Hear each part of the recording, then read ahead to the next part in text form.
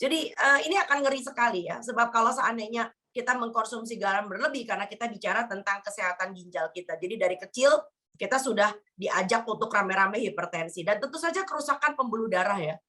Termasuk adanya tekanan darah tinggi, penyakit jantung, stroke, gagal ginjal, lalu kemudian tentu saja risiko pikun pada orang-orang yang memang mempunyai risiko penyakit darah tinggi. Dan tentu saja kerapuhan tulang dan kanker lambung meningkat. Jadi pada orang-orang yang memang hobinya makan asin, kita bisa lihat bahwa risiko kanker lambung itu belakangan ini sudah kita tengarai, Mas. Itu dulu tentang garam ya. Jadi Anda bisa bayangkan bahwa di Amerika Serikat itu bisa ada suatu pelevelan bahwa kalau seandainya garam Anda sudah di dalam kemasan lebih dari 20% dari daily value, itu dianggap udah berlebihan. Nah, Anda bisa bayangkan kita punya natrium itu di dalam kemasan, di dalam mie instan itu 37% rata-rata, Mas. Itu bukan cuma tinggi aja, tinggi banget itu loh. Ya, jadi Anda bisa bayangkan kenapa belakangan ini masyarakat kita banyak yang hipertensi, itu aja. Baik, ngomong-ngomong perihal garam nih Dok, ada juga yang menjadi momok selain garam, bisa disebutkan bahwa memang salah satunya adalah gula ya Dok ya? Ya, tentu saja. Nah, ini kalau untuk gula seperti apa Dok?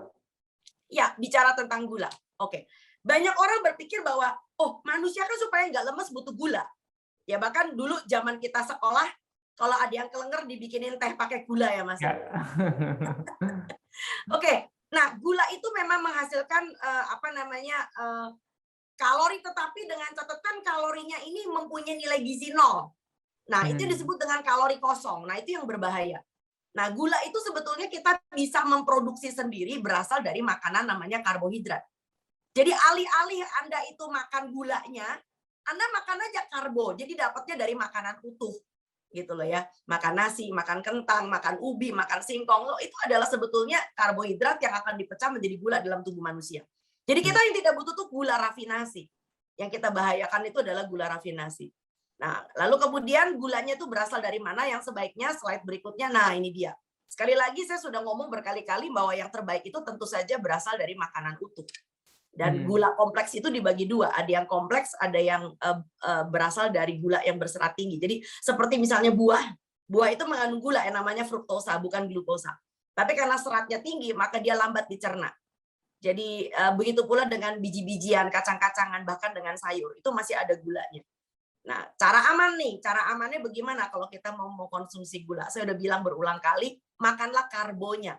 Jadi bukan Anda mengkonsumsi gula rafinasinya. Jadi jangan iseng deh. Kalau masak itu pakai gula.